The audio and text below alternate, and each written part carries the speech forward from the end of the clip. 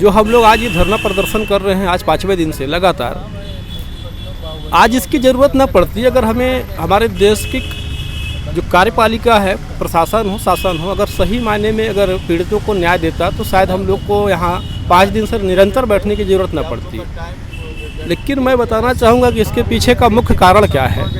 ये जो सरकार चल रही है देश में, भाजपा की सरकार, इनका एजेंडा क्या है? इनका एजेंडा यह है कि जैसे कि आपने पढ़ा होगा, ढोल का गवार शूद्र पशुनारी सकल ताड़ना के अधिकारी, यानी उस व्यवस्था को ये देश में थोपने की पूरी साजिश है। यानी जो बहुजन समाज, जो भारत का 85% आवाम है, जो देश का कभी हुक्मरान हुआ करता था, आज ये राजनीतिक, आर्थिक, शैक्षणिक चेतना इनके अंदर जागृत हो रही है।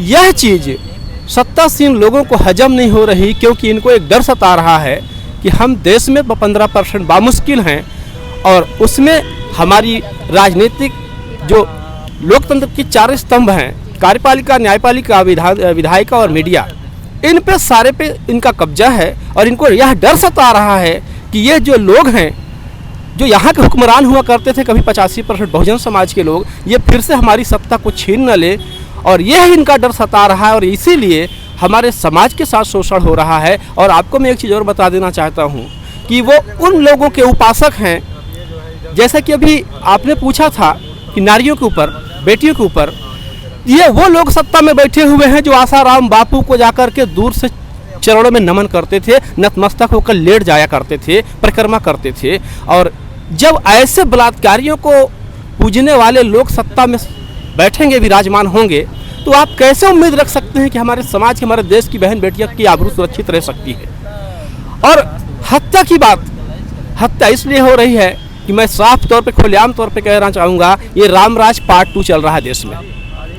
एकलव्य जब आगे बढ़ने की कोशिश करता है तब उसकी अंगूठे काट दिए जाते हैं, और जब ज्ञान लेने से वर्जित समाज, महर्षि शंभुक जब ज्ञान पढ़ने का, ज्ञान देने का काम करते तो उनकी गर्दन काट दी जाती है।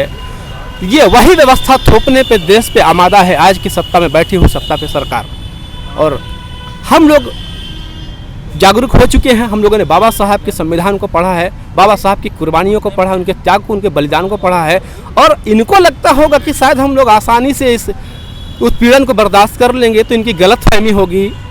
मैं इतना कहना चाहूँगा कि आज हमारा समाज, बहुजन समाज, इतना जागृत हो चुका है, हमने तो गौरों को भगा दिया है देश से। हमने फांसियों पर झूल करके, अपने कुर्बानियाँ दे करके गौरों को भगा दिया है। हम उनकी गुलामी बर्दाश्त नहीं कर पाए। ये तो गुलामों के गुलाम हैं, हम इनकी गुलामी, काले अंग्रेजों की गुलामी कैसे बर्दाश्त कर सकते हैं? और हम इस देश के मूल निवासी हैं, हम इस देश के वारिस हैं। ये तो विदेशी हैं, यूरेशिया से चल करके आए हैं। इनको लगता होगा कि हम अभी शायद इनकी दबाव में आ जाएंगे, तो इनकी गलतफहमी है। हम इनकी गलतफहमी को दूर कर देंगे और इनको सत्ता से उखाड़ कर फेंकेंगे। और ये हमारा विश्वास है और हमारा ये अडिग निश्चय है कि इनको सत्ता में दोबारा वापसी के लिए इनके तरस जाएंगे। और इनका तो हम DNA भी टेस्ट भी करवाने वाले हैं। ये आने वाले समय में इन्होंने जो CA और NRC लगाया है ना, हम इनका DNA भी टेस्ट करवाएंगे, DNA कार्ड बनवाने वाले हैं। कौन इस देश का शासक बनेगा, ये DNA आधारित करेगा, DNA पे डिपेंड होगा। मेरा नाम राकेश कुमार, मैं बहुजन मुक्ति पार्टी महानगर अध्यक्ष, इलाहाबाद।